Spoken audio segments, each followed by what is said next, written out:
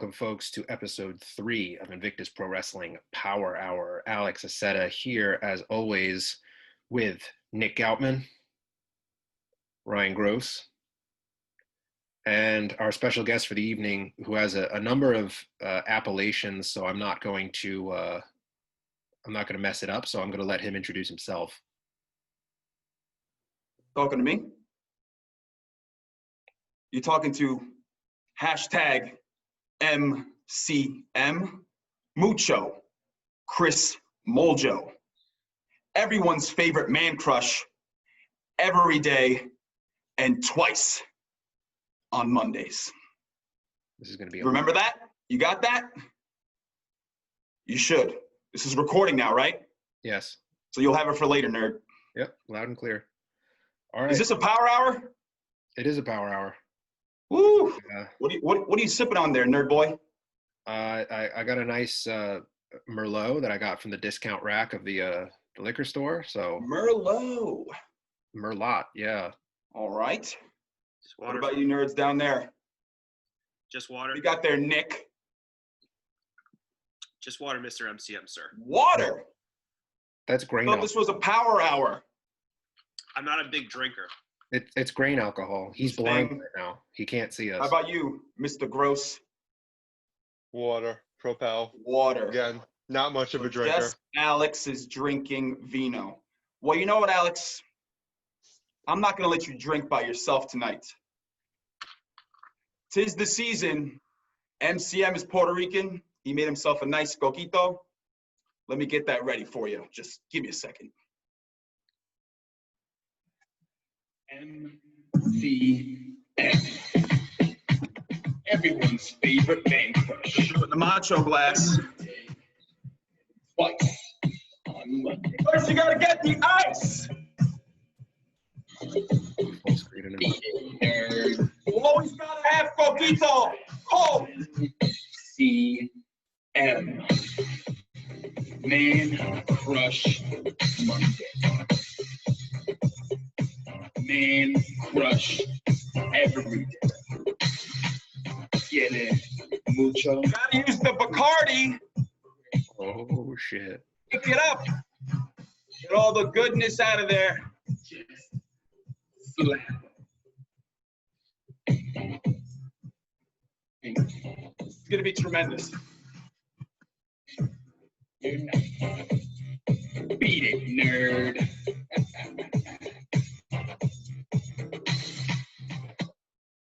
So hashtag MCM decided to make a tremendous batch of coquito. So that's what he'll be drinking esta noche. Si tu sabe, papi? Do you want to tell me a little more about what exactly goes into a drink such as that? Pardon me? What goes into a drink such as that?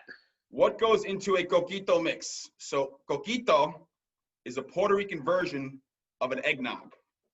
Eggnog trash, coquito tremendous. So you can look up in Google and type in Puerto Rican coquito. Hashtag MCM will not tell you his recipe. Fair enough. Yeah, I think it's Gotta put this back in the fridge. Go for it. There's some really. I noticed miso. when you open the fridge before, like the lighting is like. Really, look at that. Look at how angelic that fridge The looks. light of the coquito, baby. Yeah, it's like really soft. It's like, yeah, it must be that ring light. MCM's got 2 more bottles. He's selling them. Hit me up at Mucho Chris Moljo. I got you. It's like the gates to heaven are opening up with that fridge. Wow. All right. MCM repping his oh yeah, macho man. And don't forget, MCM's got a new t-shirt, baby. Mucho MCM. Inspired by your boy. Love that. Where can the fans pick that t-shirt up? You can pick the t-shirt up by sliding into hashtag MCM's DMs. Give me your name, your address, and I'll let you Venmo me. You can get a bunch of things from MCM by sliding right into his DMs. He's not on Pro Wrestling Tees just yet because you got to pay a fee. So he's going to try to rack up as much as he can, solo dolo. Well, you heard it here first, folks. If if you want that Mucho MCM apparel, slide into MCM's DMs. At So let me ask Mucho, you- Chris Moljo. No, let me ask you a question about the shirts. Do you have them in women's sizes? Because, you know, you're not really my type, but maybe I know a couple of women who'd be interested in a shirt like that. You know what? The smallest size I have right now is small. I have small, medium, large, extra large, double X, and even a triple X of the MCM. So I looked to get some extra smalls. They didn't have it in the tremendous purple that I got here, and it's nice and soft. But I'll be working on extra small, but I do have smalls.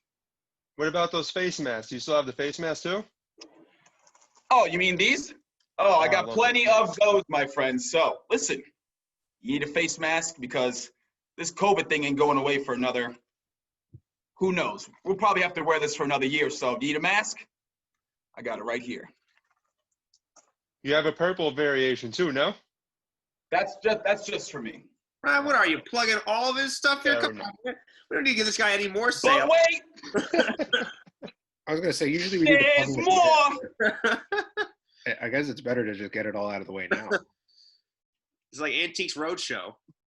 You got the original MCM t-shirt, purple. And you got the original MCM t-shirt in black. I love how there's always been one person per show who has audibly just said like, "Oh, it's the WCW logo upside down." There is. And with every purchase of an MCM t-shirt, one gets their very own MCM sticker. I thought those were Band-Aids. And some Band-Aids coming soon? I mean, you can use it as a Band-Aid, but Kick it Sabu style.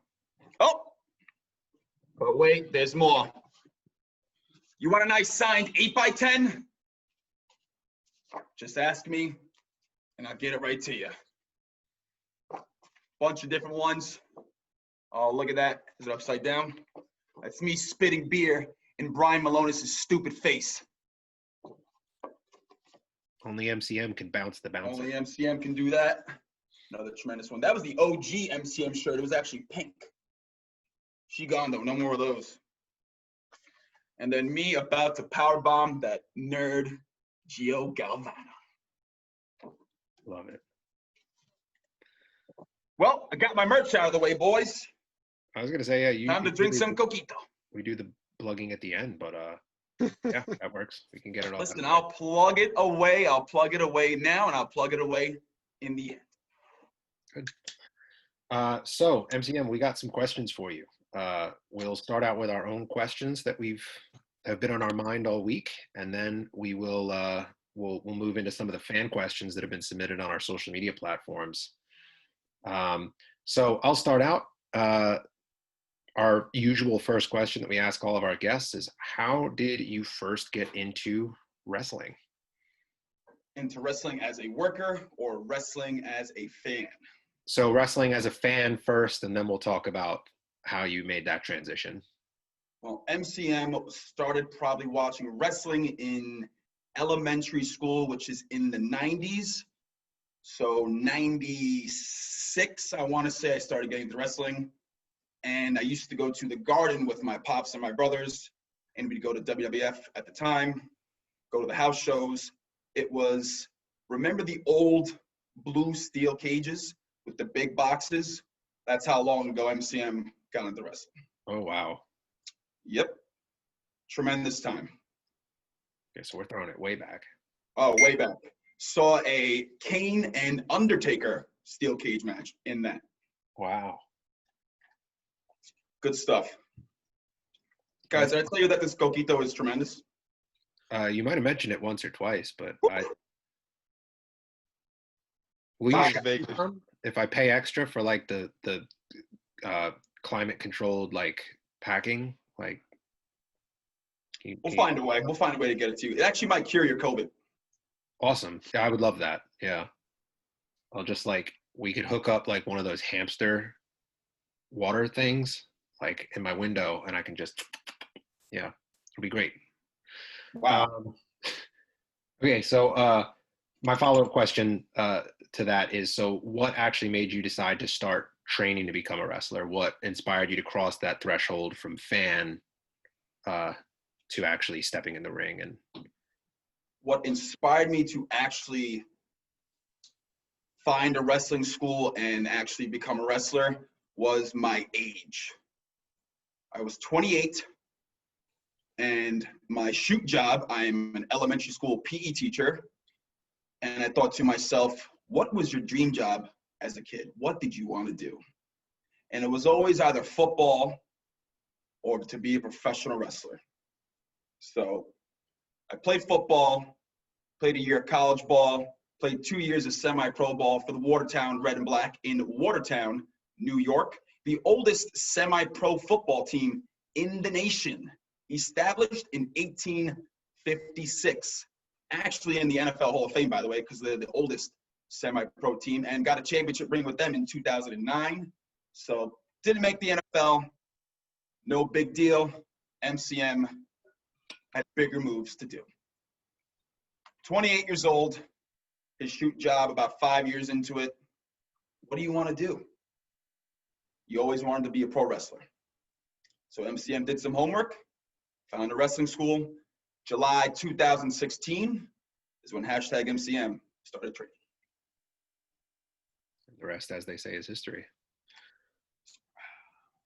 That's interesting, because I always, you compared to the rest of the Team 3D crop, your cohorts, you are a bit older, but that is interesting that you decided to take a gamble on yourself, and it looks like it's paid off so far.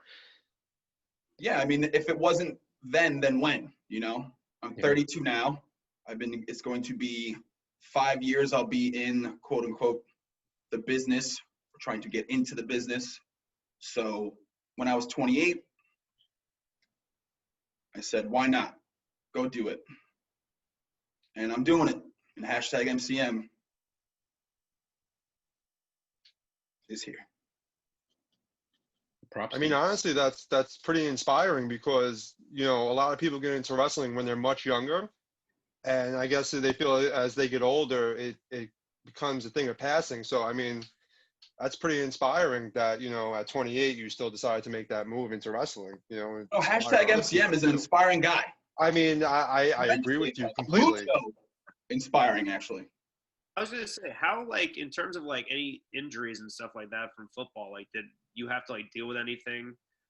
So football injuries, I had a dislocated kneecap was my biggest one. Actually, yeah, that and a fractured clavicle. But I didn't get real injuries until I started training, actually, like injuries that like took me out for a little while.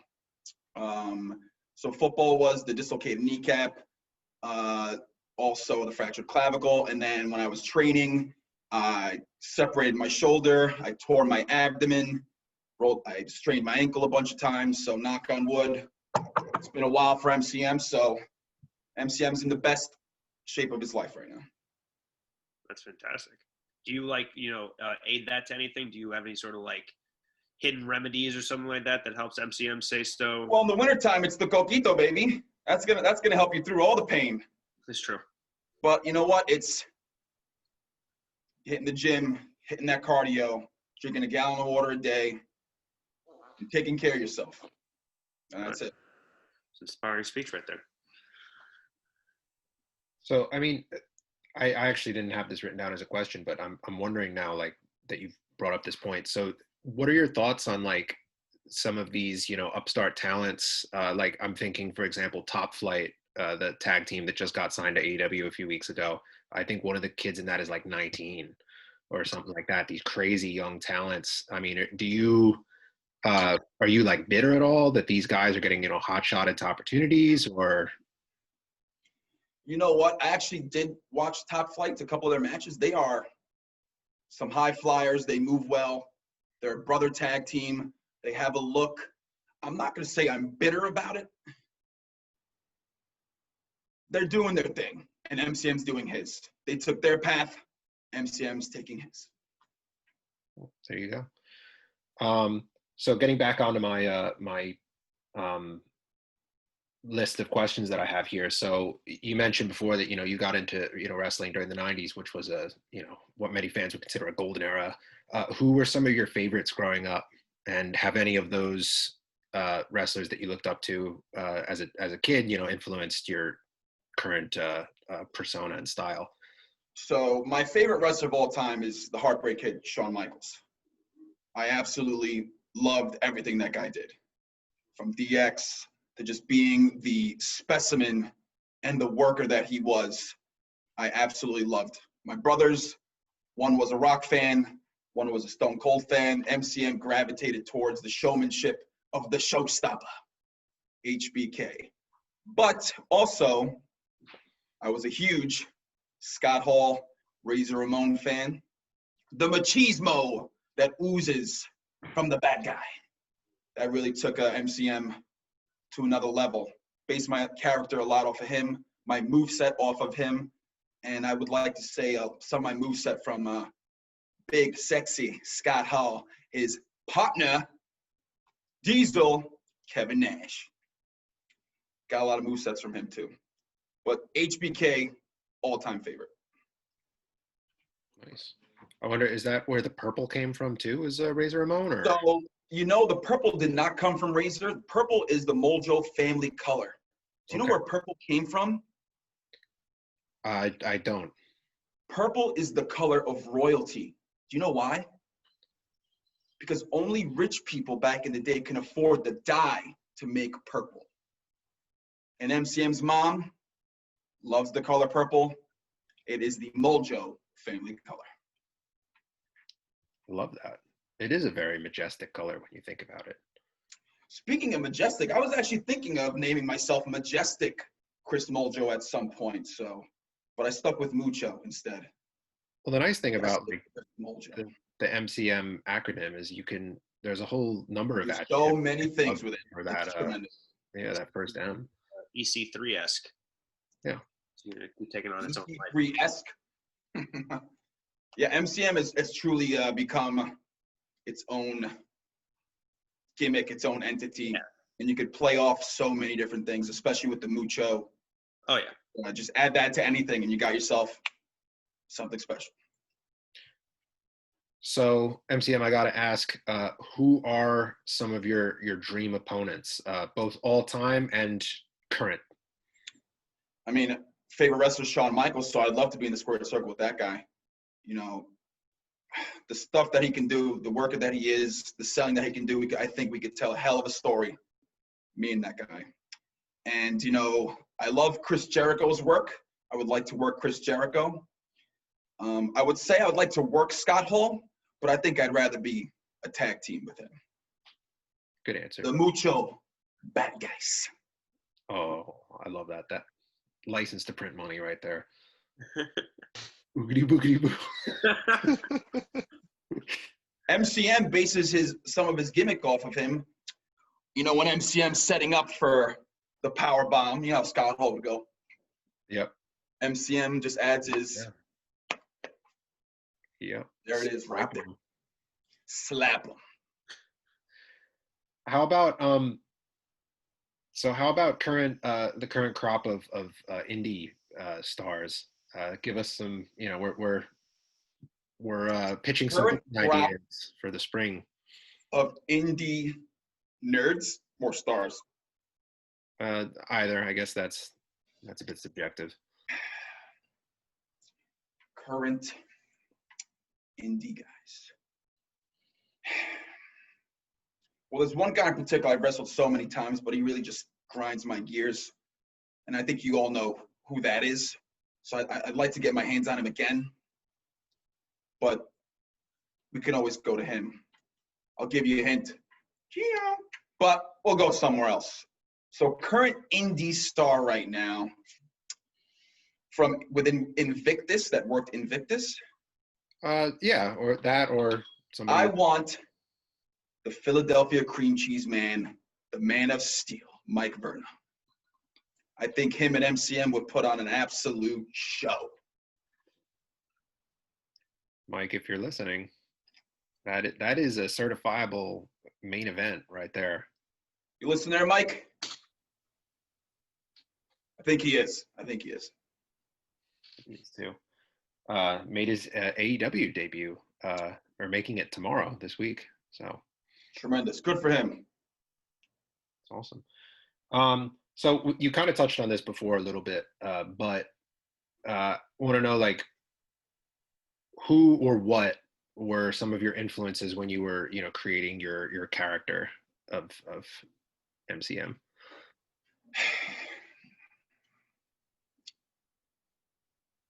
The biggest influence, it would be Scott Hall. That would be the biggest influence in my character, but also just being that cocky heel. Just turned it up, be a little douchey, turn up a little even more, and just adding a little bit of Mucho, Chris Moljo. But Scott Hall for sure. The machismo that just pours off that gentleman, growing out my chest hair, gonna get the whole gimmick going. You'll see. It's coming. Maybe get the little hair thing flowing down. I think she'll be on the way. We'll get it going. Nice. Yeah, that's funny actually, because we did your first promo, your first vignette that we did ahead of our first show, Eruption. We actually modeled it off of the famous Razor Ramon vignette of him at the restaurant. Yeah. So yeah, the influences have always been there. Now it's really cool. I think you'd be making Big Scott proud. So that concludes my questions that I have. Ryan and Nick, I don't know if you had any additional things that were burning on your mind. Are you drinking or what's up? I'm drinking. I was actually about to. That's why I was turning it over to Ryan and Nick, because I was about to go top myself off. Refill? I had MCM's gonna get a refill too. I'm gonna get a refill. Yeah. But yeah, keep things going. Yeah. Excuse me. 1 second. Get a refill. Oh, I gotta hurry then. I gotta get my.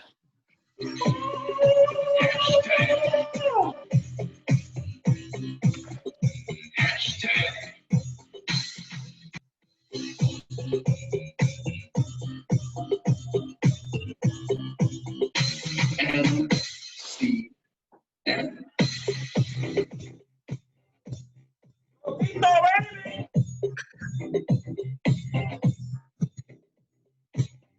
Mucho. Nice and chilled.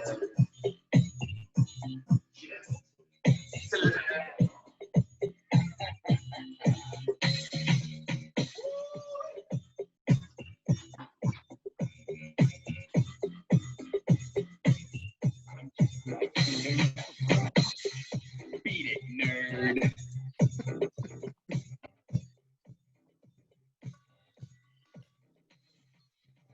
Mucho, Chris Moljo. All right. that song just never gets old. Cracking a double IPA right now, so this is about to get pretty sloppy. I apologize in advance. Are you switching up there, brother? I am. What you got there, sport? Got the double IPA. It's called Road to Ruin. Double IPA. Yeah, the Deepa, Right. brother. Arriba, abajo, a centro, adentro. Drink your agua, nerds. Hydrate yourselves. It's grain alcohol. Kayfabe, bro. Okay, so already covered the whole injury element of football and such, but when you first got into joined Team 3D Academy and everything like that, what was your experience first like? Especially going into it from such a different sport. Was there an adjustment period, would you say, or was there playing football semi-professionally was actually tremendous towards going to wrestling. Being an athlete is always good and transfers well to in the ring. So the training I did for football is very similar to wrestling. Okay, the regimen, the nonstop effort of actually trying to better yourself is very similar. So MCM was higher up on the ladder than some nerd thinking they're a pro wrestler. They see it on TV, never thrown a baseball, never thrown a football, never tackled anybody, doing better than them. So MCM was by far the best kid in his class when he first got No, I totally get that. And, just going along with that, you couldn't have set me up more perfectly for this next question. It's pretty fair to say you have a little bit of an out there personality. How was there. Just a wee bit, laddie. just a wee bit? How was the reception to other athletes? Especially not someone whose name rhymes with Shmio Schmalvano when you got there. The reception. So I was there before Shmio Schmalvano. I actually got to Team 3D before it was Team 3D. It was Platinum Fitness, Randy Sean's wrestling school, baby. I was there for about a year. Then Bully came in and was looking to get a Team 3D Northeast. And Randy had the spot. They became partnership. And MCM slid right into Team 3D. The first student. Me and Danger Hawk Dennis Morgan, that nerd. Oh, wow. He was there after me, but he was at Randy Sean's school before it was Team 3D as well. That's cool. So the reception to Shmio Schmalvano, he got there, I want to say about a year or a year and a half after I started training. So he got there when Bully was doing, I want to say, maybe 6 months he was at the school already. And then Shmio Schmalvano, Gio Galvano, walked into the door. I saw it. I saw something in him. I actually taught him some of the stuff that I learned from Randy and Bully. And I took a liking to Gio at first. And I really helped him out with a lot of the basic things you learn when you first start training. Gotcha. It's crazy how that's unfolded, since then, to now being, honestly, one of the most talked about rivalries in Invictus. Yeah, it took a turn. Definitely. But, that's life sometimes. That's life. I totally understand. But moving right along with that, that was at least on my end. Before we, move into social media questions, I want to leave the floor to Ryan in case he has any other questions. Just one question. What is your intense dislike for nerds? The Just intense curious. dislike for nerds. And a nerd. So when people think I say nerd, you think of oh my god, I love my calculator. I'm gonna do multiplication tables in my head and then blah, blah. No. So that's definitely a nerd. But a nerd, I like to think you could be like, you ever heard of a herb? Of course. What a herb is? I've So heard of Herb you're a Abrams. nerd. You're a herb. You're a nerd. But it's just like, if I don't like you, if I don't think you're cool enough, if you just rub me the wrong way, you're a nerd. You don't have to be did I do that, Steve Urkel, to be a nerd. You're just a nerd. All right, fair enough. And that's it, Poppy. There you have it. From the horse's mouth. Is there any, just a quick question. Is there anyone in Invictus maybe that you don't consider to be a nerd? Anyone in Invictus that I do not consider to be a nerd? Anyone in Invictus? I mean, obviously the Platinum Playboy, Randy Sean, my tag team partner, the Mucho Playboys, he's definitely not a nerd.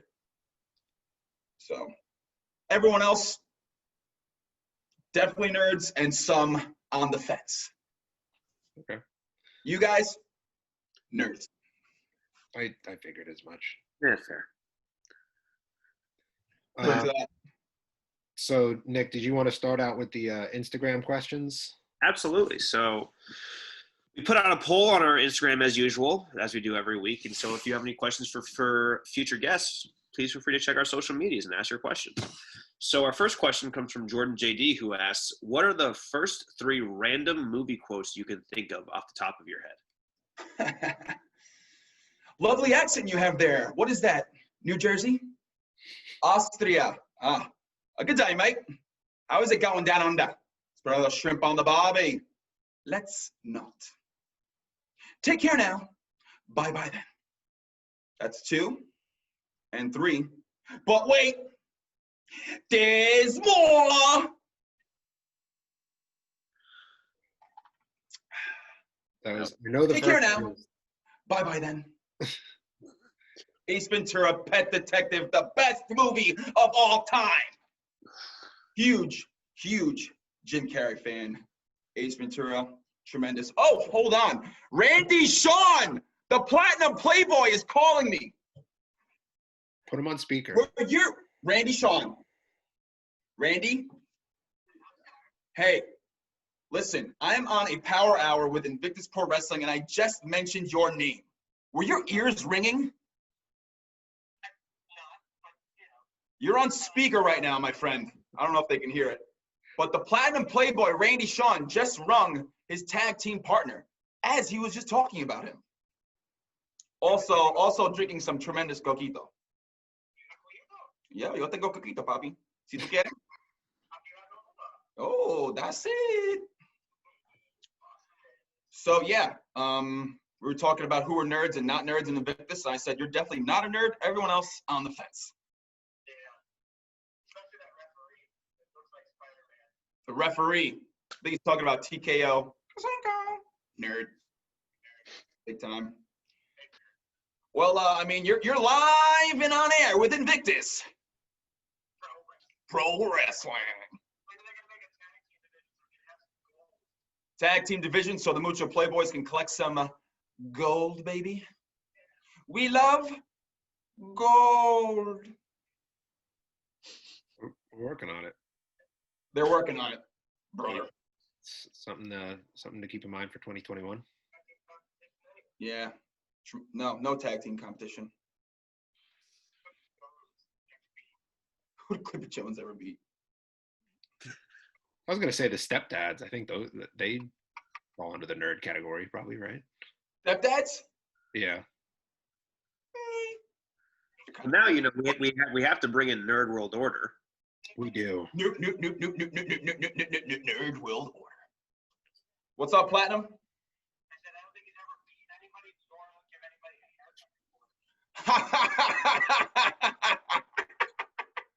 What do you Did say? you guys hear that? I didn't. He doesn't think Clipper beat anyone or actually given anyone a haircut before. Oh,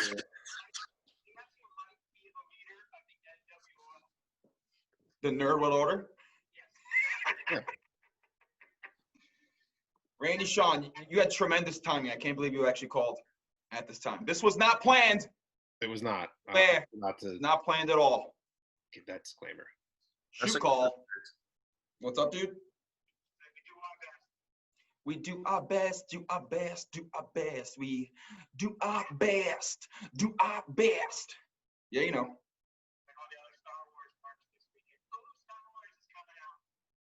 Actually, you know what? The Mandalorian is pretty cool. That's the only Star Wars thing I like.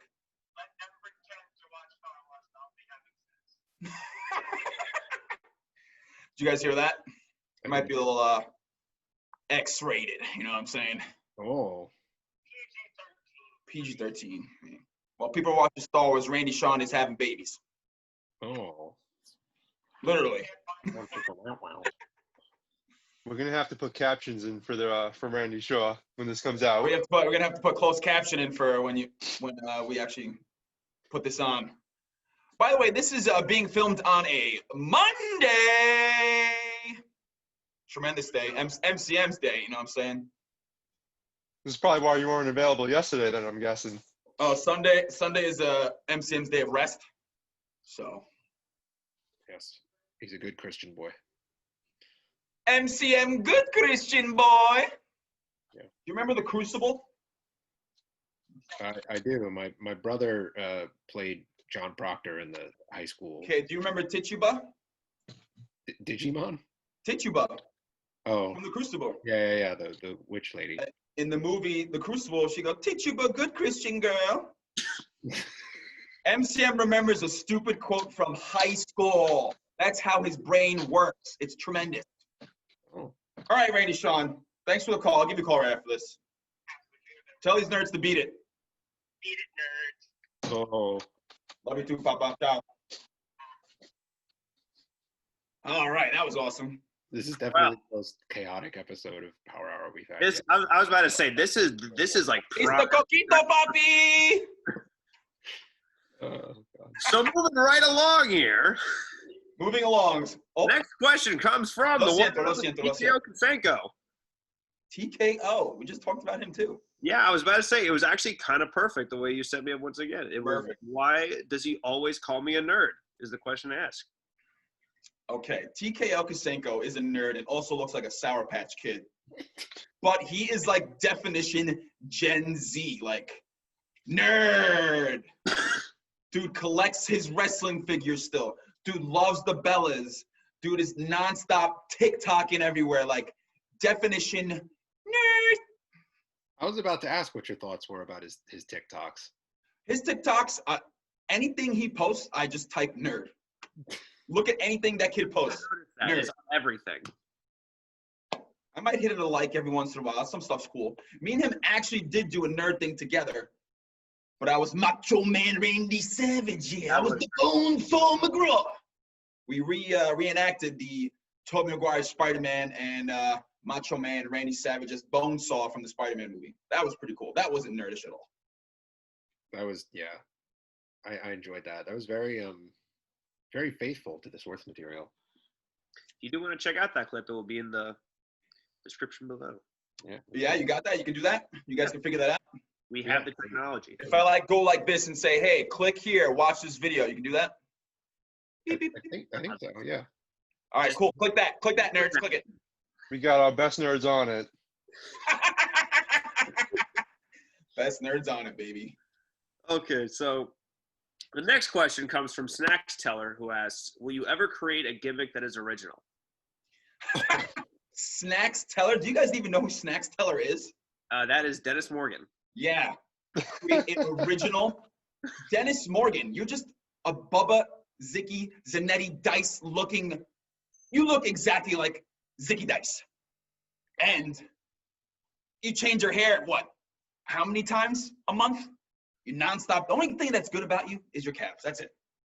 All right, Dennis. Original gimmick, you're looking right at it. Your gimmick, just calves. Smoking beer? What? Get out of here. Damn. I gotta say though, very nice calves. But Tremendous calves, actually. Tremendous. Next question comes from the one and only Clipper Jones. Nerd. He asks, how does it feel to take an L from a nerd? And when do you want me to shape up your man bun? I will never, ever, ever let Clipper Jones touch this tremendous set of hair. Ever. And Clipper Jones, I don't think you or Gio Galvano pinned me, so just gonna leave it right there. It's a fair point. Facts are facts. Is a hair versus hair match with you and Gio Galvano out of the cards? Or would you With consider me and something Gio like that? Galvano, Yeah. Very Would you much. ever I consider something definitely like have that? way better hair than Gio Galvano. I got the better hairline for sure. Hashtag MCM just looks tremendous. I was going to say, though, I think a hair versus hair match is more Clipper's wheelhouse, no? Listen, I'll have a hair versus hair match with Clipper, and he's going to cut his own hair off because I ain't losing. So, okay, I don't know if this is fair. Not D. Morgan asks. This is Dennis Morgan. Counts. What is he like the three faces of Foley? What is it? How many freaking Instagram? It's one for each of his gimmicks. It's Low Life and then Danger. Get an original gimmick. I'll have 3. Favorite Daddy Yankee song? Favorite Daddy Yankee song, is a Daddy Yankee. Ella le gusta la gasolina. Dame la gasolina. Ella me canta la gasolina. There you go. Very nice. I have no idea who this is. Brogerman? Bro Gorman? Yeah, Bro Gorman. Bro Gorman. Oh, Bro Gorman. Shout out to Bro Gorman. Went to college with that kid. Sioux State, Red Dragons. Let's go. All right, we're talking to a couple I was about to Ithaca say. here, so Oh, Ithaca nerds. Damn, All 3 of you went to Ithaca? no, just me and Nick. Just you and Nick. You know, I see, you know what, right? I see poop emoji. It's okay. Okay, so moving right along. Bro Gorman. Alrighty then. What does my friend Bro Gorman, what does my friend have to say? He has dos cuestiones. Dos preguntas. Okay. Who's your man crush? Who is my man crush? Yes. Doesn't have to be a My wrestler. man Could be a Could be anyone, right? It could be a celebrity. I mean, I would love to say myself, but I don't want to be that cocky, right? So I mean, MCM for sure is the man crush of my life and of my dreams. But if I have to pick like a next one, Henry Cavill, the old most recent was Superman. That dude's pretty tremendous. Oh, there you go. Did you know his middle name is Dogleash? Dogleash? Wait, what? Yeah, well, it's like Welsh or something. But Dogleash? Dogleash, like woof, woof, woof. Interesante. Maybe he's not my man crush anymore. But I tell you who's his. Me. Because I'm everyone's favorite man crush every day and twice on Mondays.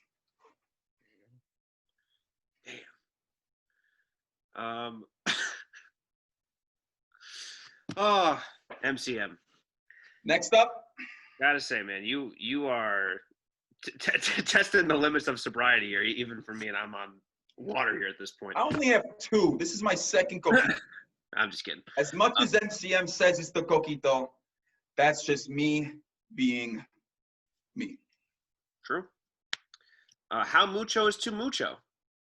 You can never be too mucho, papi. Mucho, mucho, mucho, all the way.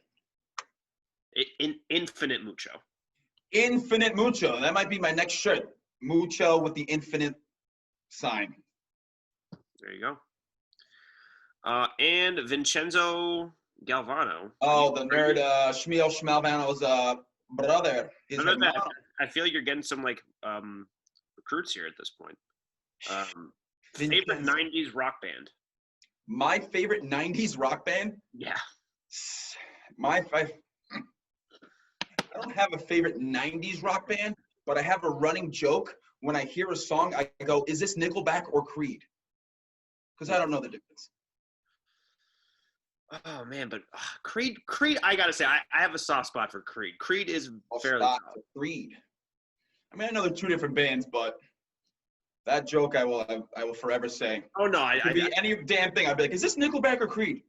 Okay. Don't insult Nick Stapp, because Scott Stapp from Creed is like. You know what? I popped for that. He comes out to that, right? Sometimes. I think so. Yeah. At Eruption, he came out to Carly Simon. What Carly was it? You're So Vain? It was You're So Vain. Yeah. Oh, of course. I don't mind if you couldn't hear them. We had Does Linkin Park, is that considered a 90s rock band?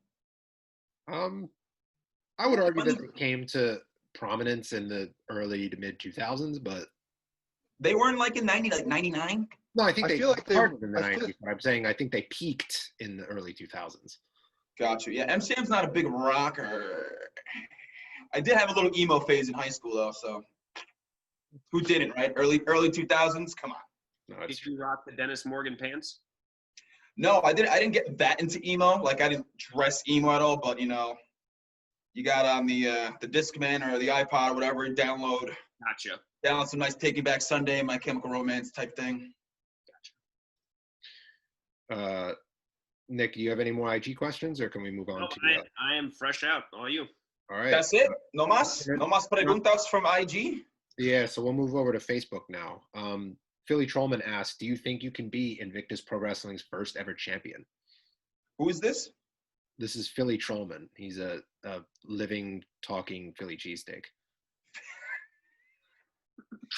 I mean, this dude sounds like a nerd, but the question is tremendous. And yes, I do think I could be the Invictus Pro Wrestling champion.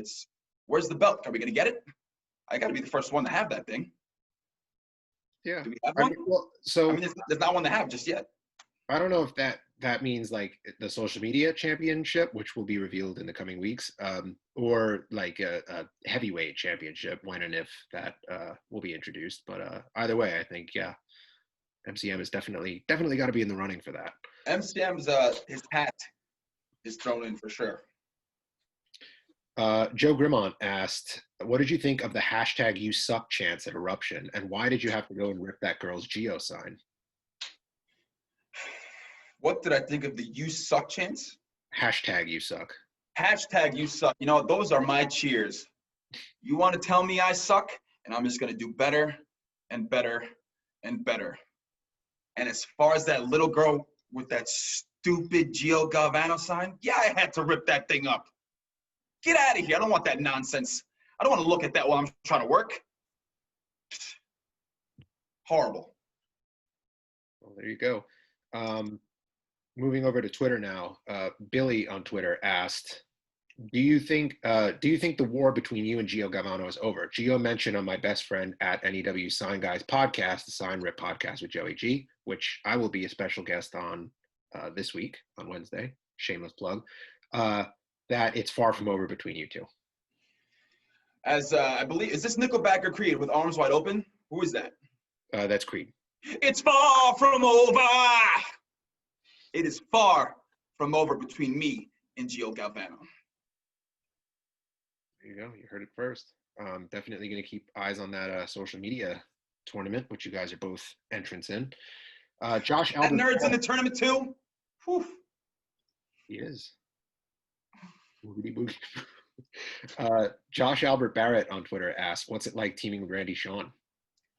What's it like teaming with Randy Shawn, the platinum playboy Randy Shawn? It's tremendous. You know, that guy took me in and taught me everything that he knew. He's trained me since day one. That's actually not our first time tagging together. We tagged together at a Keystone Comic-Con.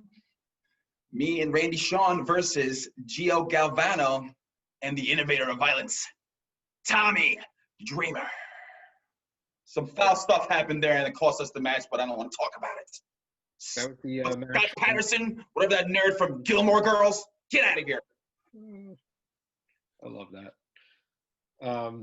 Bronco Bronson on Twitter asked, why do you hate nerds so much? It's one of my favorite candies.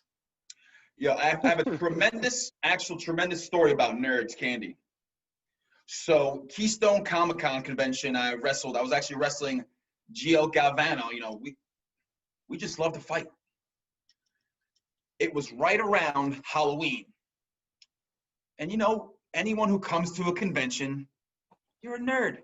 You're dressed up, you're doing this, you're doing that. And it was around Halloween, and I said, let me guess what your favorite candy is. Nerds. And I just threw some nerds and all these nerds that are watching the match. Why do I hate nerds? I think we talked about that earlier. We did. You don't have to be denying you that kind of nerd for me not like you. You're a herb. You rub me the wrong way. You're a nerd. Bronco Bronson is Nick, you think I'm drunk? I feel like that dude is just hammered all the time, the way he's talking. Bronco Bronson. Like, what's up with that? Is he hammered? I mean, yes. He refuses to take a breathalyzer test at all of these, shows. So there you go. There it is. Bronco Bronson. Hammered. 24/7. Let me ask you a question. What does it do for your self-esteem when you actually lose to a nerd? What does it do for my self-esteem when I lose to a nerd? You know, you can't bring MCM down. Always live to fight another day. Mucho, Chris Moljo, lives to fight on. Self-esteem, Mucho, tremendous. Ryan, you can't take me down. You ain't gonna make me feel bad. I'm here to make the money. I get paid to win. I get paid to lose. At the end of the day, it's money in my pocket. Ryan, you're just stirring the pot tonight, aren't you? The last question, which I think was kind of more directed at us, at the Invictus management, but it was TKO Kosenko back on his bullshit. He said, can my first match be against this bully? So I actually took the opportunity to respond to that on Twitter, and I said, your second match can be against him. I said, don't take your eyes off the prize, aka John, because that is long-term booking at its finest. When those two in the ring, yeah, when those two finally collide in the ring, it's going to be the relationship those two nerds have together is like how can I describe it? Like, I mean, you have Bano, who's I think either my age or maybe a little older. He's definitely in his 30s. And you have Gen Z Tyler doing his TikToks, and it's just a very opposite relationship that somehow gets along. It's a love-hate. And, I would probably watch that show. I'd probably watch the show between Bano and Mr. TikTok, TKO Kasenko, Sour Patch looking kid himself. It's yin and yang. They balance each other out, But yeah, I mean, if there's what's one the show called? The Odd Couple? Yeah, they're like the Odd Couple. Yeah, exactly. But yeah, I mean, if there's one thing, as you said, that's like the most long-term possible situation we find ourselves in, it's definitely those two. These are our two referees, by the way, for the people at home who don't know what we're talking TKO Kasenko and anytime Alan Bano, John Bano, students at Team 3D working their way up. They are the refs. They do a decent job. Still nerds, decent job. I'll leave it up to find out like who is which depending on the description. We have one. Okay, so if I'm talking about Bano, he has a tremendous beard with long hair, but balding very much so. Sorry, Bano, describing you. And then TKO Kasenko is a Gen Z Sour Patch Kid. The way I describe them is, their official titles are, Bano is HBIC, head beard in charge, and TKO is the junior senior official. The junior senior official. Nice. Yeah. So those are their official titles. But was it Bano at November Rain, the one? Sorry. Go on, Alex. I was just going to say at November Rain, when we were inspecting the casket prior to the casket match, they were petitioning me for their first encounter in ring to be a casket match, and I was like, "Whoa, let's walk before we run here, lads." But yeah. What were you gonna say, Ryan? Oh no, I was gonna say Bano. That was he was the referee in your eruption match. Was he? Yeah. No, TKO Kasenko was my ref. Oh, is it TKO? He was, yeah. TKO. Oh, okay, I'm sorry. I had to toss him out of the ring because he pissed me off. Well, I remember, yeah, that he posted the match on his YouTube channel, and he only posts the matches that he refs on his YouTube channel. That kid vlogs. He's a vlogger. Yep. All right, so that wraps up our fan questions for this evening. So now we're going to transition on into a little game, which we are going to call... Oh, I love games. It's all about the game and how you play it. It's all about control and if you can take it. There you go. We're going to get into our game for this evening, which is called Nerd or Nah.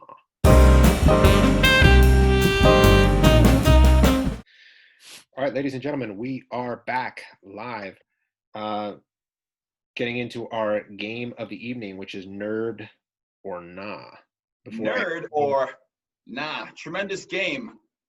But I believe it's time for refill. MCM's the third person on this power hour, so it makes sense to have 3 drinks, right? Get with the program here, nerds. So I got a refill. Just give me a second here. #MCM. Everyone's favorite mancrush. Every day and twice on Monday. Beat it, nerd. #MCM. Man Crush Monday. Gotta get the ice. Almost forgot the ice. Oh. Yeah. Mucho. Deserves to be full screen. Just slap them.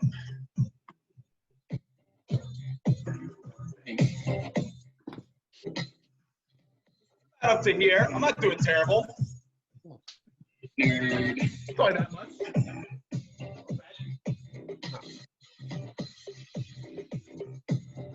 Mucho. Chris. Good progress here. Progress wrestling. Yeah. Hashtag.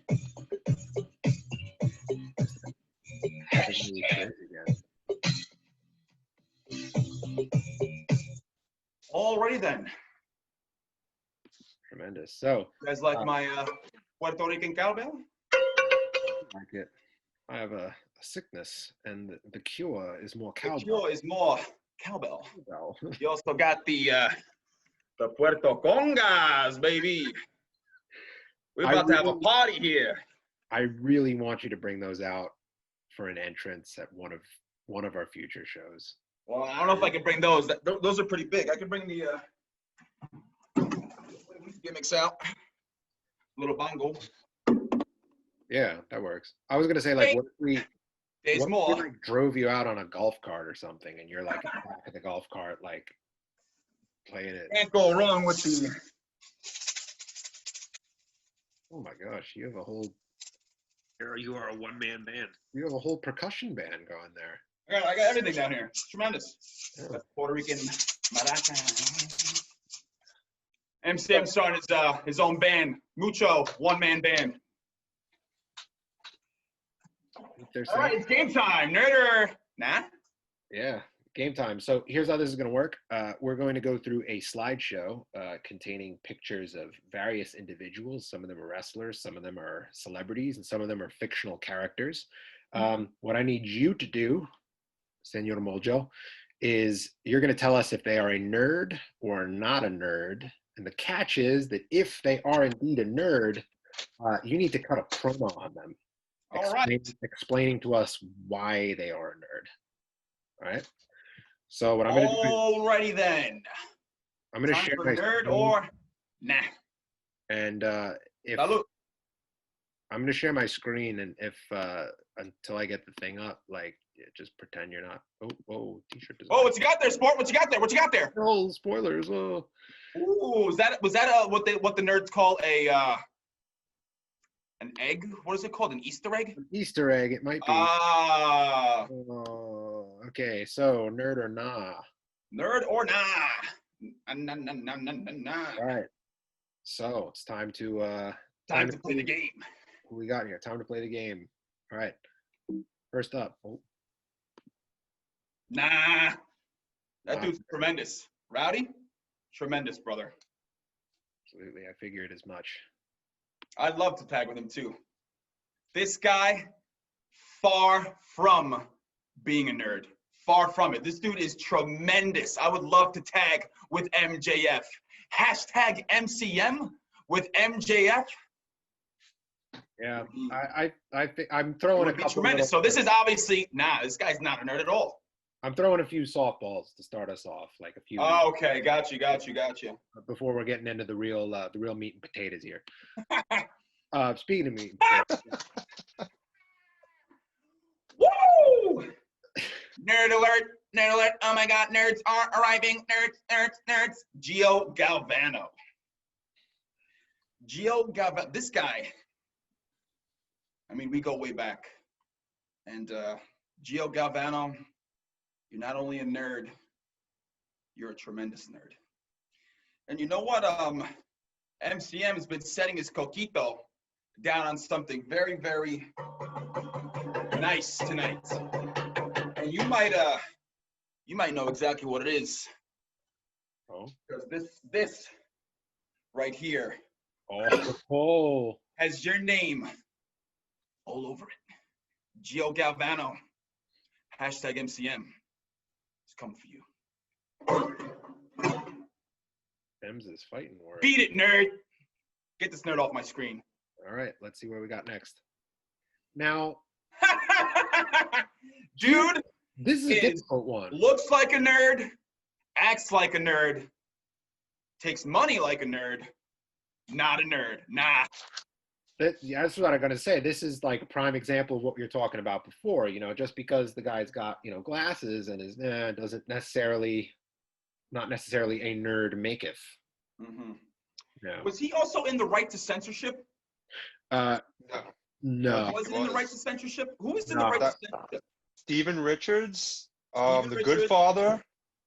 I mean, wasn't it Buchanan? I forget the other one. Valvinus. Val Venus was, yeah, but there was a fourth person too. It was Will Buchanan. Yeah, it was the fourth. It was it. Okay, yeah. The Dressed similar. suspenders. I thought he was in both the groups. No, he was in Money Inc. with Yeah. Eddie Ozzie. And Well, I was Virgil. going to Not a nerd. Not a nerd. All right, there you go. Nah. The Platinum Playboy, Randy Shawn. We actually just spoke to this guy not too long ago. His ears were ringing because he's just a tremendous friend, a tremendous brother, a tremendous wrestler, and he's not a nerd. Nah, not a nerd. All right, there you go. Big time. Sound the alarm. Can you put an alarm in here? Nerd alert. I play Nintendo Switch when I wrestle. Really? Big game. Leroy Jenkins more, right? Big nerd Elroy. That's what I like to call you. Big game. Big game. I'm going to be seeing you very soon, my friend. I'm going to be seeing you very, very soon. And I believe I'm meeting you in the first round for the social media championship tournament for Invictus Pro Wrestling. It is the holidays too, so I will have something for you, my friend. And you're a nerd. Beat it. Dear Leroy, you heard it here first. MCM's got something for you. Let's see what else we got here. How did I do that? This kid was a tremendous nerd, but a nerd I loved growing up. I cannot hate this guy, Steve Urkel. He is definition, you look in the book, nerd, his face is gonna be there. But hashtag MCM gives him the pass. He is not a nerd. He is tremendous. I love this kid growing up. Now, follow up, and I didn't put him in here, but what about Stefan or Kel? Ooh, Stefan, Stefan is him, but even sexier. So combine them, that's like explosion in the head, because these two, I don't know who they can't get. Except Laura, I guess. Oh. Actually, Stefan can. Stefan can, yes. He can get Laura. You're right about that. Did she pass away?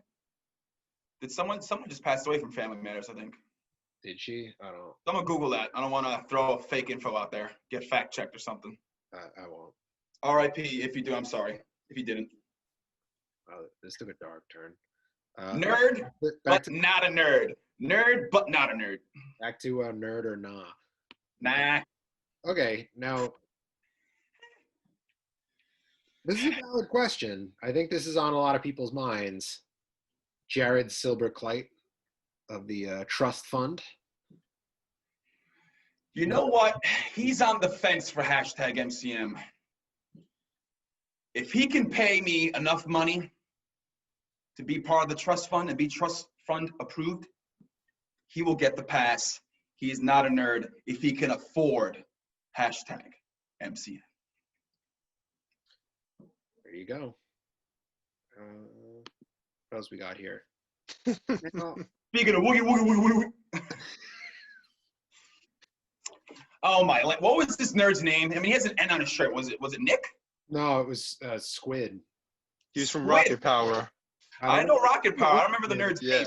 Yeah, but, what is it for? I don't even know. That dude's a nerd. Get out of here. You know who wasn't a nerd from Rocket Power? Was it the uncle? The surfer uncle? Tito. Tito, yeah, that dude was popping. This dude, nerd. As the ancient Hawaiians say, never drink milk from a coconut that grows in the dark. Hey, no, I'll tell you one ingredient.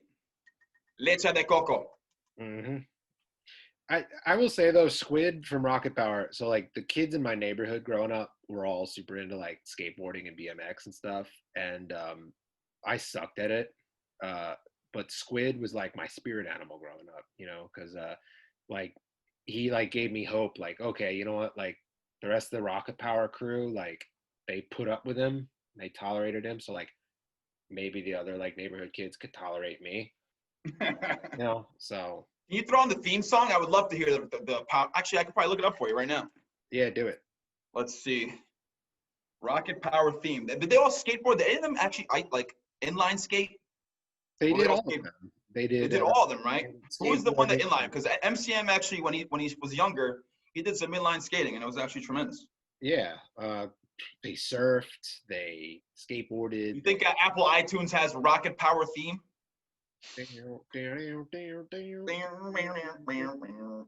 Rocket. We are riders.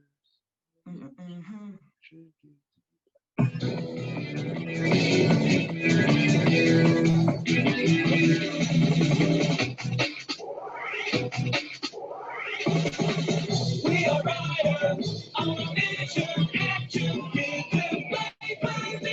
Rocket power. You know what? That nostalgia just brought him to a nah. He's not a nerd. He's cool. All right. Nostalgia. And it's for nostalgia, not nerd, man. This guy brought me back. I was gonna say also. I mean, listen, the glasses maybe a bit of a deception here, but first of all, look at that fade right there. How would Clipper rate that fade, that nerd? That's true. And then also look at that sag, that pants sag. He be sagging. He be sagging. No way. It's not. He's not a nerd. Pete, listen. First glance. Who is this? Did you put someone up? Yeah. I can't see who that is. Oh, It just says Raw. yeah. I Yeah. know. Is it frozen? I don't know. I can't see this one. I can't rate it. Maybe we're having some technical issues there. I don't know. I don't know who. I can't see it. It just says raw. Yeah, Van Arsdale. I don't know. Yeah. I mean, this is my third coquito, but I don't see anyone. All right, there we go. Not applicable. Is that? Oh, that's it. All right. Be gone. Wow. Then, Really wish I knew who that person was so I can give him a nerd or not. I know. It's true. So there you go. That has been Nerd or Nah. You heard Nerd it or here nah. first, right from the Mucho horse's mouth. Did we take a tally on who the nerd was and who wasn't the nerd? We can We maybe do a Survivor Series gimmick. Nerds versus non-nerds. No, we didn't. We'll do that this is in recording, post. so we'll figure it out. Yeah, we could do that in post. But there you go. Straight from the man himself. So now that we have finished our game for this evening, we will head right into our news roundup.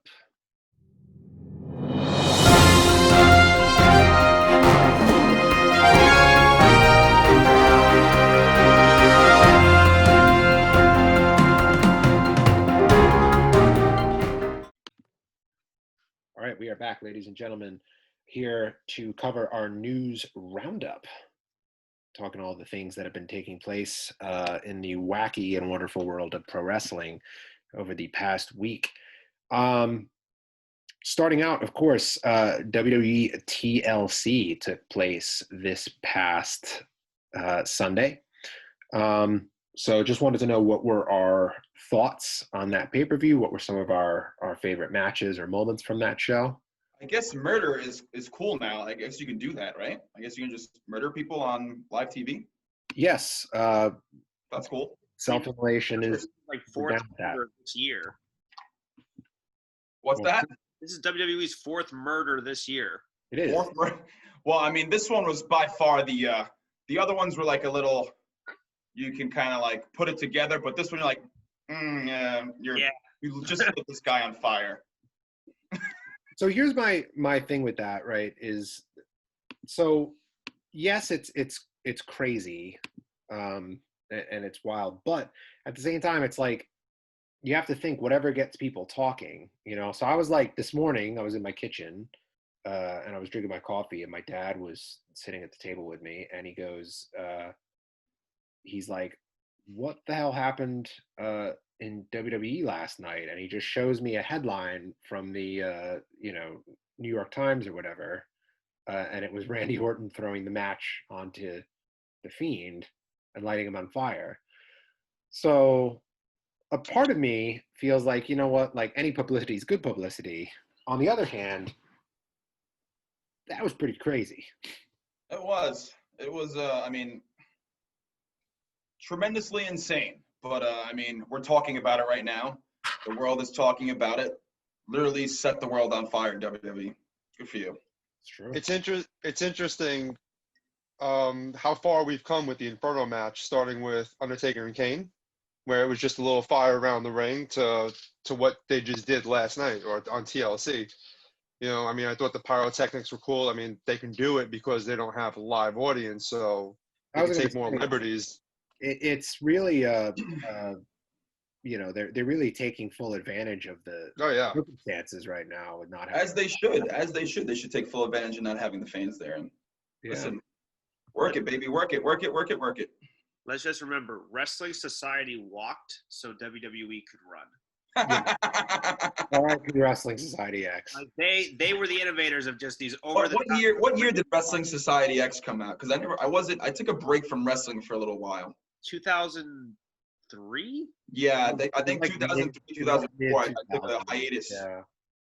Took a hiatus from wrestling in 2000. Probably from like 2003 to 2007. I took a hiatus from wrestling.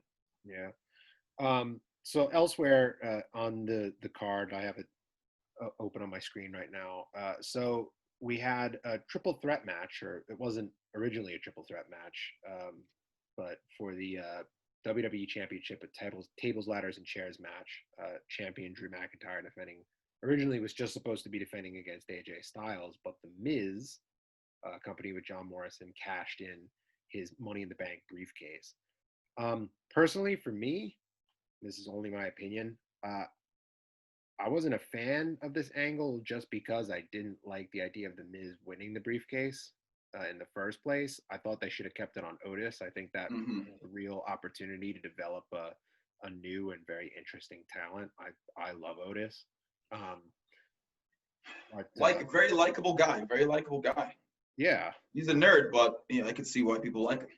And The Miz, you know what? Like, listen, I love The Miz. He's a great heel. He's great at doing what he does. But you know what? He's kind of been there, done that. I think it was an opportunity to create a new star, and I think they kind of dropped the ball. It was a good match. Why take the briefcase from Otis and then give it to Miz and him float it around for a little bit to then not win? No, that's exactly what I was going to say. The moment you start playing hot potato with like something like that, it kind of devaluates it. I forget what video I saw the other day, but it was like there were like 30-something world title changes in WCW in 2000, and like it's just, you know, like the more times there's a failed cash in, or the more times you pass it on between, you know, within one person holding the briefcase to another, it just sort of, it doesn't make it as special anymore, in my opinion. I remember, for example, like when Edge first won it, like it was like he held on to it like it was like a precious piece of cargo, you know, and now it's like, I don't know.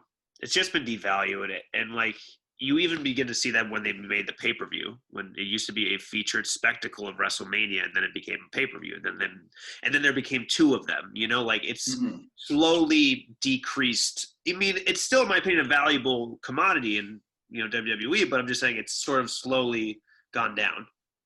I tell you what, if hashtag MCM had the Money in the Bank briefcase, it would be Mucho Money in the Bank. True.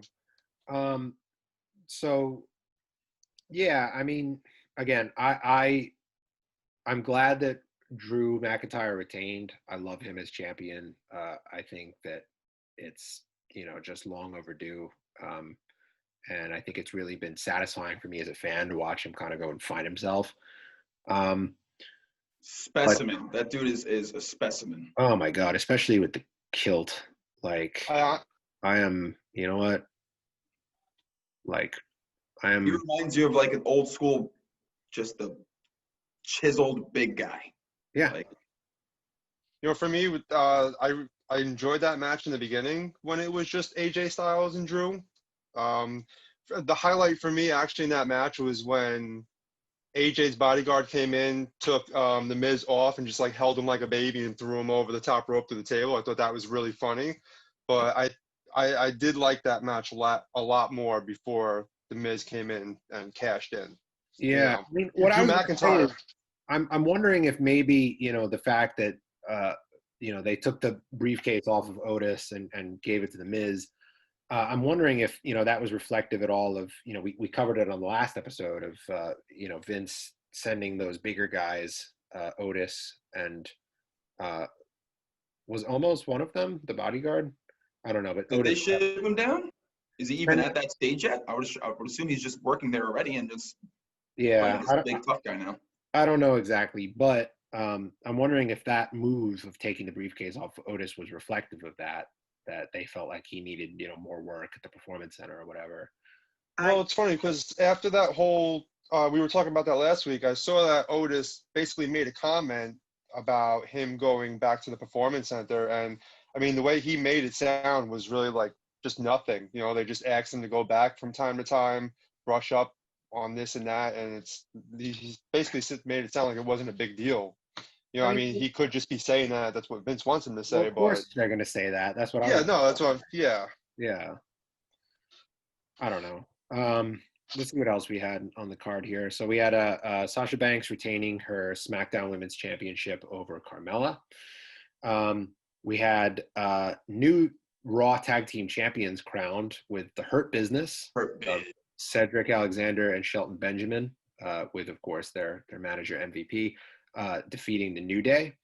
As much as I love the New Day, I'm really happy to see the Hurt Business as tag team champions. I've loved everything about that faction since they came on the scene, and just props to MVP for taking 3 guys who previously were just languishing in the lower mid card and elevating them so much. We got Lashley as the U.S. champion now, and now we have Cedric Alexander and Shelton Benjamin as tag team champions. I mean, I'm really high on the Hurt Business right now. His name is MVP for a reason. Yes, he has been the MVP of 2020, in my opinion. MVP might inspire hashtag MCM. I might get a nice, he has the MVP down the back, and it kind of looks like it's a sick. Yeah. Mucho MCM might be getting something like that. Like that a lot. Elsewhere on the card, we had new women's tag team champions crowned as well. Charlotte Flair returned as the surprise partner of Asuka, and they defeated Nia Jax and Shayna Baszler, which I also like that a lot. I'm excited. Do you think they move away from Nia and Shayna now? Do you think they go away from them, or do they keep them together? No, I think they're going to keep them together. I would be okay with a sort of a feud between those two groups, those two pairs, because I really like the idea of Nia.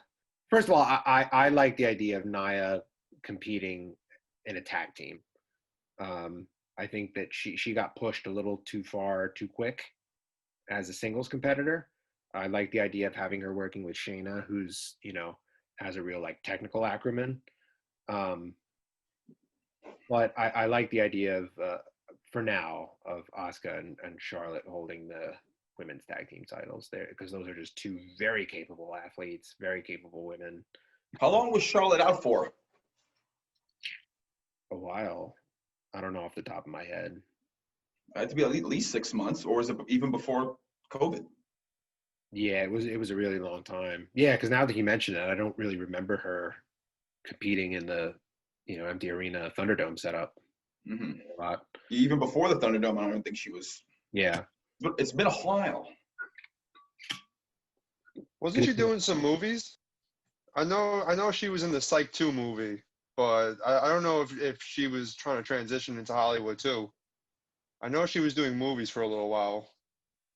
Well, we got Sasha Banks on The Mandalorian. Yeah. Possible that she could be following her footsteps. Interesting. And then we got also on there another TLC match for the Universal Championship, which saw Roman Reigns retaining over Kevin Owens, who it doesn't look like that feud is over yet. And I'm glad that it's not, because, listen, I really want to see Kevin Owens with that Universal title again. As we know, he held that title very early on in the belt's lineage, back when he was sort of the back when it was red. Yep, back when it was red, and he was sort of the chosen son of the authority. Remember that. And I love Kevin Owens from back when he was Kevin Steen in, ROH and PWG. And I really think he deserves a chance to shine on this platform. And I think that, with Roman Reigns being a heel now, I think that that's the perfect opportunity to, sort of pass that torch a little bit. I think that, Kevin Owens I like him better as an underdog, babyface. I don't really think that he meshed as well as I didn't really buy him as like the authorities, like chosen, Okay. champion. When 'Cause I H feel like he didn't really fit that mold of, what I think of when I think of like, the person who is handpicked to be, Mhm. right. He's scrappy. He's, yeah, for sure. So I'm hoping that that's not going to be the end of that program. And also, I also, Kevin Owens thrives in that, more hardcore, like tables and/or ladders and/or chairs modality. I like KO. I like, Roman Reigns is doing his best work right now, though. Actually, really enjoying his work. yes, As 100%. a character, I think that's his. Yeah, the whole tribal chief thing has been great. And having the Usos and having Heyman in there as well, I think really like sort of makes up in the areas that he lacks. Yeah, I think that is perfect. Why it sort of took them so long to figure that out, I don't know, but I will take it. Better late than never. Número 3, se fue. She gone. Yes. And then Like MCM needs to consume some agua, baby. yes, 100%. And then we had the Firefly Inferno match, which we sort of touched on. But so my question is, because this conversation always seems to come up, whenever there's one of these gimmick themed pay-per-views like TLC or Money in the Bank or Hell in a Cell, things like that. So what are our thoughts on like the gimmick pay-per-views? Because I know that there's a lot of controversy about like, does that diminish the stipulation of TLC when you have an entire pay-per-view built around it? Well, I mean, they do that with Hell in a Cell too. Like, I mean, Yeah, when it was the one thing, and like, man, that first Hell in a Cell match, HBK and Undertaker, that when I was a kid, whew, that like, because it was the first of its kind. But then like when you throw in a whole pay-per-view about it, you're like, all right, well, what else can you possibly do? Like, what else can you do in that cell? What other spots can you do to make this interesting? And I mean, get me wrong, I feel like a lot of the matches are good matches. It's just like they're booking themselves into a corner. Like they're handcuffing themselves when they have so many, in my opinion, when they have all these gimmicks in a pay-per-view. no, I agree. I mean, so today on Twitter, and I mentioned this, that our boy Big Trouble Ben Bishop Oh, Big Ben, love that dude. he was doing a marathon today of he was live tweeting WrestleMania X7 in its entirety while riding an exercise bike the entire time, which Yeah, he tweeted at me. I that love is, my yeah. Kevin Nash to my Scott Hall. Psychotic, but admirable. But that prompted me to go back and watch the original TLC matches, and it's like just how far the stipulation has come from the days of the Hardys and the Dudleys and Edge and Christian to now. I'm just kind of thinking that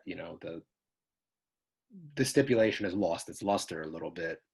And it's not through, it's not necessarily the quality of the matches, but it's just the fact that it becomes sort of overexposed when you base a whole pay-per-view around it. And the same could be said for, Elimination Chamber or Hell in a Cell or Money in the Bank or any of those, big marquee gimmick matches. Nick, you're alive there, brother? You look like you're about to fall asleep. I've just been listening. This is very engaging stuff. No, I mean, I definitely agree. I mean, the one thing I was gonna say even beyond that is like the alternative is when you sometimes have pay-per-views that are called, like, for example, Extreme Rules, and half the matches aren't extreme, and then you have fans who are pissed being like, why are you calling this Extreme Rules if like half of it is just bullshit. You know what I mean? Like, what happened to, like, I remember it was like New Year's resolution was like, you know, when the Elimination Chamber was happening or something like that. You know, there used to be unique titled pay-per-views that just happened to feature those, you know, that you almost knew had those things. Like every year I knew New Year's Revolution had the Elimination Chamber. So that was a cool sort of thing for a couple of years to be able to like rely on that, you know, like, but when they started just being like, all right, I can't think of any new titles, let's just call this, I'm like, oh, that's original. But, you know, like it takes away. And as you said, you know, I completely agree with you. It takes away from the whole thing, but just start coming up with some unique titles, you know, like we're now in the process of having to do it. We get it. We've put out some, we've thought of some stinkers behind the scenes that are just never going to come to fruition, but it adds something to it. If you just call something the name of the stipulation, I'm not personally a fan of that. Nick, could you possibly be referring to Great Balls of Fire or Stomping Grounds? Yeah. I used to love when I was a kid, and then watching wrestling in the mid to late '90s, early 2000s. The gimmick pay-per-view of the name, like a Judgment Day or an Unforgiven or a Valentine's Day Massacre, like I popped for those as a kid growing up, and I miss Attitude Era. That was my go-to when I was a kid, and I fell off for a little bit, got back into it, and you know the business is changing, and I think now more than ever it's actually changing for the better, and it's been a while, so I'm excited. So that's actually a good segue into our next news topic, which is good old JR, Jim Ross, was calling some waves this past week. He was on, his Grilling JR podcast. He had Conrad Thompson on, and he asked him if moves like the super kick should be protected, which caused JR to go off on a rant about the modern wrestling product, and you know, whether or not the business has evolved. And I'm just going to read what he said, and then we can react to it. So JR said, no, the evolution of the business is bullshit, or that the business is evolving. How the fuck do you know it's evolving? Not you, Conrad, but in general. Now, come on. Yes, they should be protected. Of course they should. The DDT is a finish instead of a transition spot. The super kicks are just part of the flow of the match. Nobody wins with it. So what does that say to you? Does it say that back in the day, guys were more proficient at delivering a DDT or a super kick than they are in this generation, where things were evolving? Things are evolving. Things are changing in the wrestling business. I want some proof of that shit. I want somebody to prove to me that the changing of the wrestling business is what it is today and it's making a difference. I say no. And then he went on to talk about, oh, here we go. So I told a kid in AEW, I said, everybody does the same fucking spot. All you guys get outside, you cluster up like quail. You stand there in the huddle, friends and foes together, side by side, so that you can catch some leaping idiot going over the top who never wins with this move. They don't get an advantage with this move. The holy shit Shan is what got that going, I think. They love to hear Are you that. sure this isn't Jim Cornette talking? I know, right? It sounds like it. They love to hear that, holy shit, this is awesome. It's a spot, folks. It's a trapeze act. I don't buy into that. A DDT is a great finish. It should be used as such.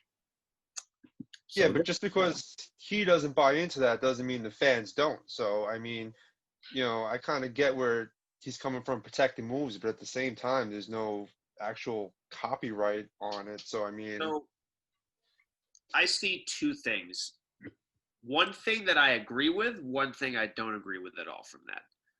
I agree 100% with the whole setting up a spot and like you can clearly tell what they're going for when a bunch of them are gathered in one area. Like that is what, like, you know, there have been so many spots that I've seen lately on like, you know, AW where it's been like, you know, you're literally just sitting there and a guy's just watching, not even in the match. He's just watching and waiting for the spot to happen where he needs to get involved. The one thing that I think has some room for error is him saying some moves need to be protected a little more, because here's one. I was thinking about this, and at first I agreed, but the one thing that I was thinking long and hard about is there's some sense of realism, because a lot of these guys who are doing these spots are a lot smaller and a lot lighter. And I'm not saying that's the only reason why, but I'm saying, you know, I do MMA. I also know that a lot of times in like UFC with flyweights and a lot of like smaller, lighter guys, they don't have that one punch or one move knockout power. It takes a lot of volume to be able to wear down their opponent. I mean, you said, don't get me wrong, there's exceptions to every rule. Cody Garbrandt's a 135-pound guy and he hits like a fucking horse. You know what I mean? And he can knock anyone out. But flyweights are known for just having these 300, 400 strike wars against each other. You know what I mean? Where they're just, if heavyweights were to hit each other that many times, it would be like, they'd crack each other's heads open. What I'm just saying is the volume that they're doing and maybe not having as big of a reaction or something, I think there is a little bit of realism because of how, like, for example, if a cruiserweight is doing it. If it's a bigger guy doing it, not as realistic. But I mean the smaller guys who are doing it. I think the business should be protected, but at the end of the day, this is a business. If you're taking money out of your pocket to see that, then what's wrong with it? For sure. Yeah, I felt really conflicted when I read this for the first time because on the one hand, growing up as a wrestling fan, my favorites to watch were the cruiserweights because, little ADHD addled Alex, I didn't have the attention span to watch these like technical masterpieces, like 20, 25-minute matches. Like I wanted to see, the cruiserweights, the spot fests, the flippy shit. So on the one hand, like I get it. I understand that, I understand the holy shit chant and the, this is awesome and that kind of stuff.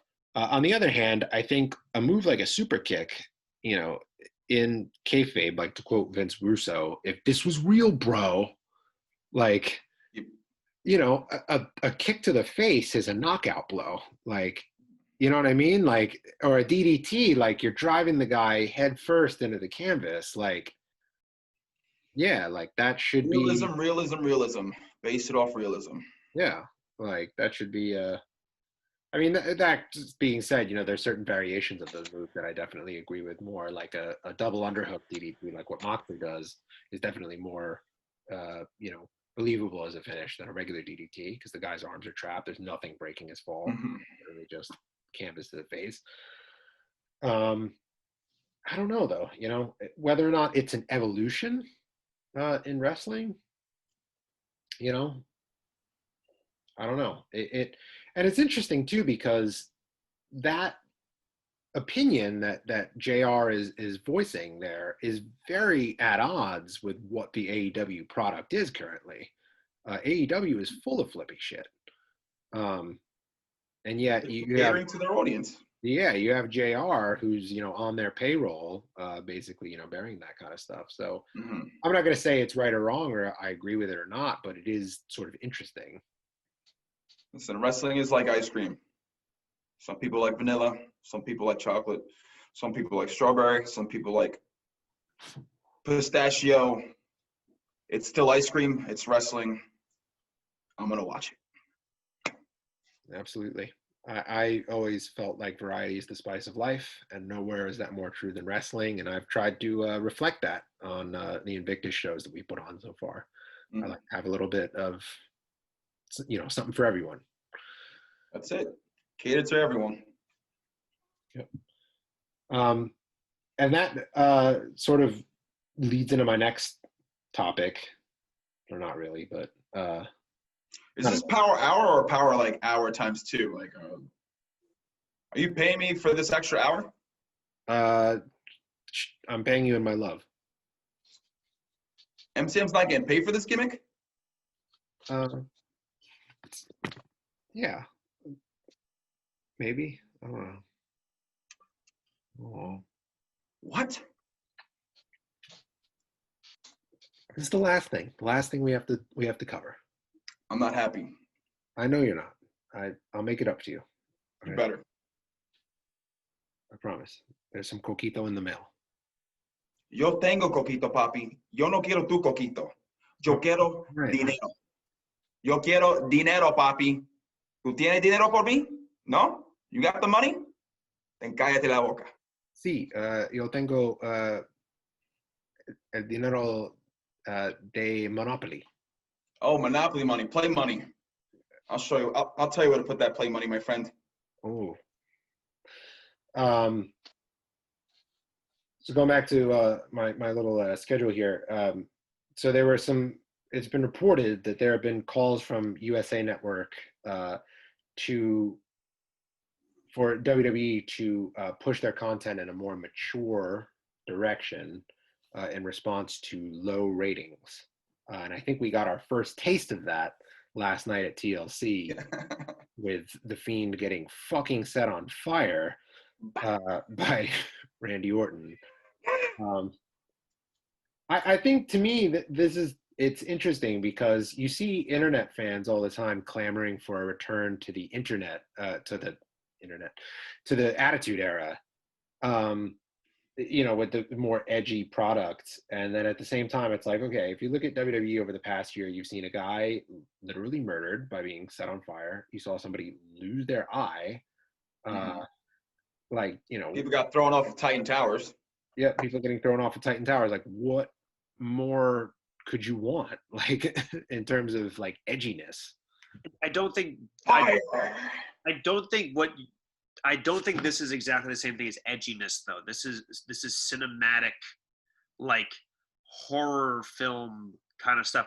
They want a believable fight. They want two people who you genuinely want to go in there and see them do some stuff. They want that feeling back. They don't want to see something where it's like, oh my God, what's going on? They want that feeling of like what is about to happen.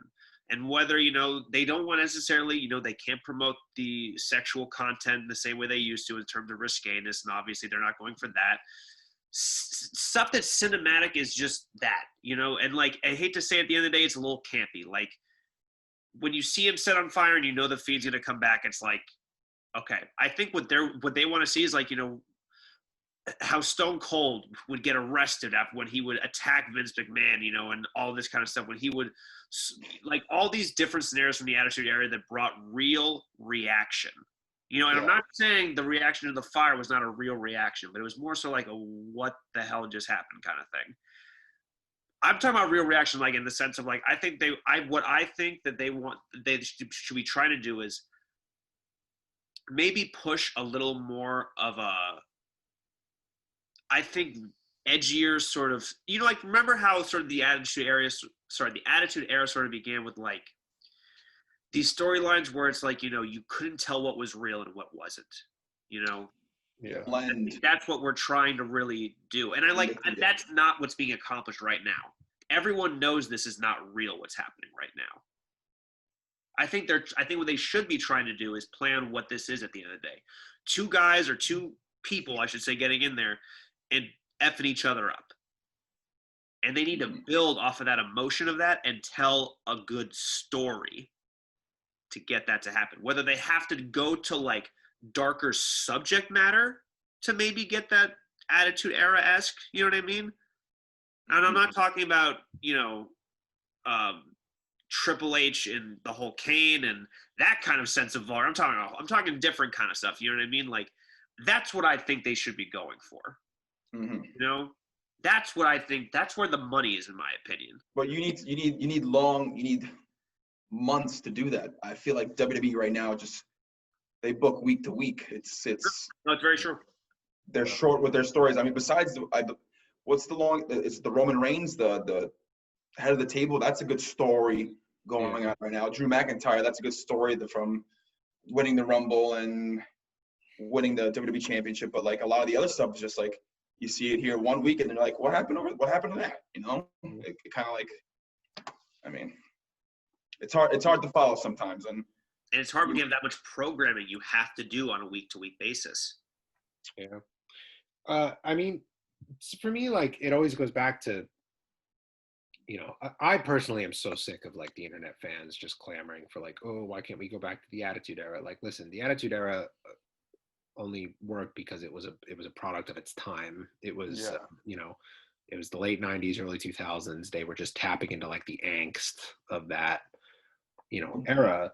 But the thing that made the Attitude Era so special, and I feel like a lot of people don't realize this, is that it wasn't like the, like the edginess of the product. It was the charisma that the talents were bringing to the table. I mean, you had The Rock, you had Stone Cold, you had, you know, The Undertaker, like the personalities Great characters. that came out of that era were just, you know, they can't be topped, and they haven't been, you know, nobody has even come close since then.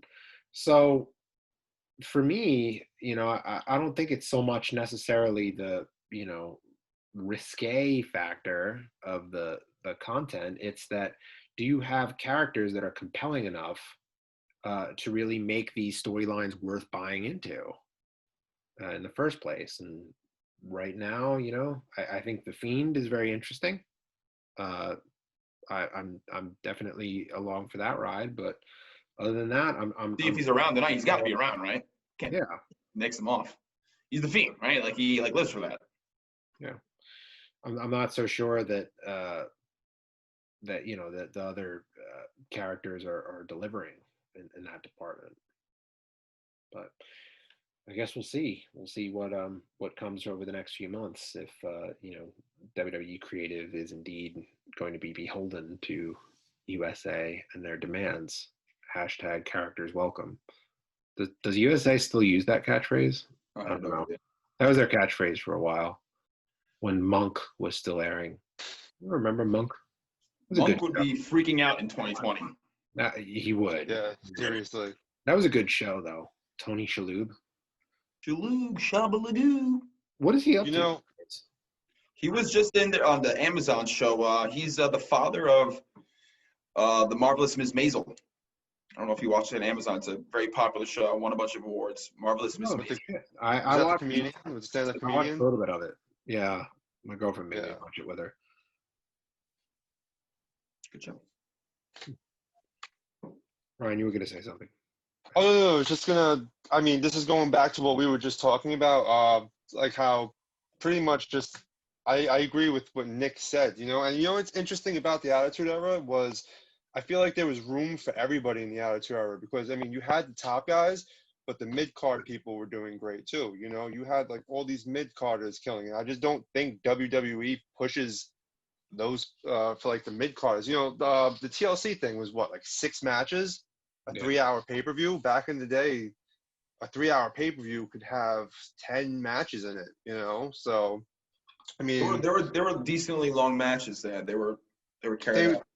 yeah. And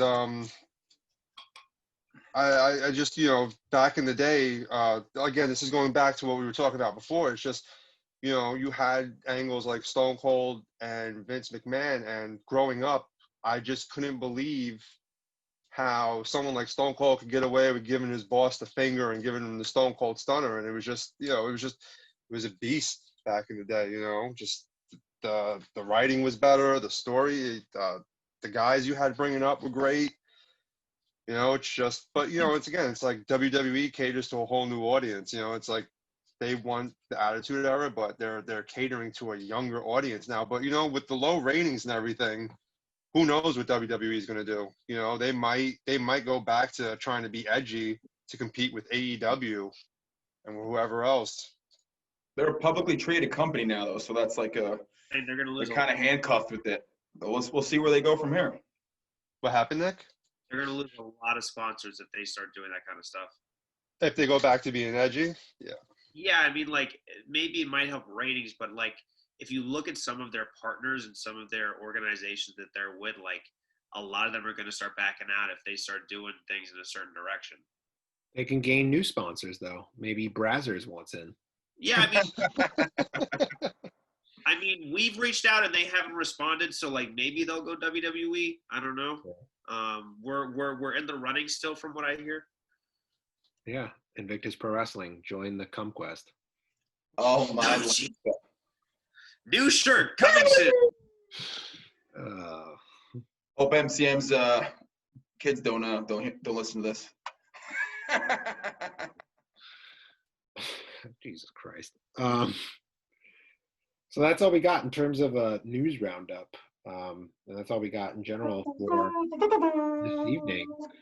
MCM, you got any social media presence you want to plug? Before Yes, we you sign can off? follow hashtag MCM on Instagram at Mucho, Mucho, Chris, CHRSMOLJO, at Mucho, Chris Moljo, both on Instagram and the Twitter. Mucho, Chris Moljo. Facebook I'm working on.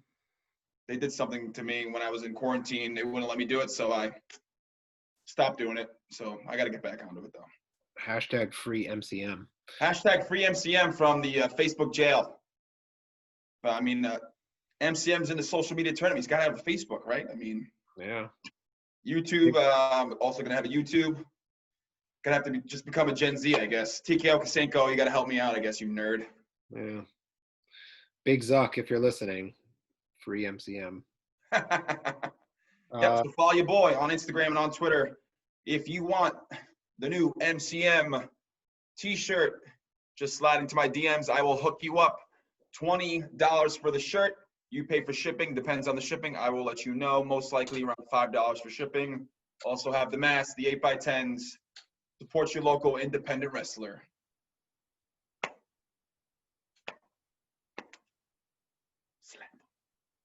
Hashtag slap them. Is there a jock discount on any of that merchandise? A what discount? A jock discount? A jock discount. Nope, no discounts for jocks. No. Nerd tax? Nerd tax for sure, though. Nerds get charged more. Yeah. Nerd premium. All right. This has been a very interesting episode of Power Hour. Power hours. Power Hours, multiple. I tell you what, guys, though. That was my first time making the coquito. Really good. We'll just have to take your word for it. Pretty good. I might have to do a fourth one when I get off this stupid interview. Oh, hell yeah. For Nick Outman, Ryan Gross, and special guest, Mucho Chris Moljo, I am Alex Aceta. This has been Invictus Power Hour Episode 3. We will see you next time. Hold on. Oh. Hold on. You know what time it is. I think I know what time it is. MCS. It's been real. It's been good. It's been real good. Every day. Twice on Mondays. Take care now. Bye-bye then. Beat it, nerd. Play us out, MCM. Play us out. What do you mean? Man crush Monday. Later, nerds.